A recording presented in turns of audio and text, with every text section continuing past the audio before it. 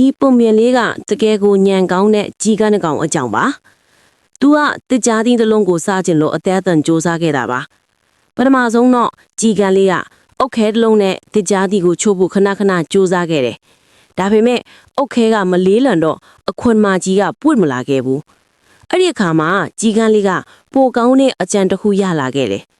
သူကလူသွားလူလာများတဲ့လမ်းမကြီးစီကိုပြန်တန်းသွားပြီးတစ်ကြားသီးကိုကားတွေဖြတ်သွားမဲ့လမ်းလေကောင်မှာဂယုသစံချထားလိုက်တယ်။ကားတစ်စီးပြီးတစ်စီးဖြတ်သွားပြီးမထိသေးတဲ့အခါမှာတော့ကြီးကန်းလေးကတစ်ကြားသီးကိုအလဲတဲတဲ့ရောက်အောင်လက်မအနှဲငယ်ထပ်ရွှေ့လိုက်သေးတယ်။ပြီးတော့ဘေးပလက်ဖောင်းပုံကနေပြီးသူ့ရဲ့ဆုလပ်ကိုမျက်စိတစုံစောင့်ကြည့်နေခဲ့တာပေါ့။နောက်ဆုံးမှာတော့ကွဲ့အဲဆိုတဲ့အတန်နဲ့အတူကားတစ်စီးကတစ်ကြားသီးကိုတဲတိုက်မိပြီးအခွန်ကပွင့်ထွက်သွားခဲ့တယ်။ချစ်ချင်းပဲကြီးကလေးကရှေ့ကိုခုံအုပ်သွားပြီးအထဲကအသားကိုယူကဝမ်းသာအားရစားတော့ပါတော့တယ်။ဒါဟာလမ်းပေါ်ကဉာဏ်ပညာအစစ်အမှန်ပါပဲ။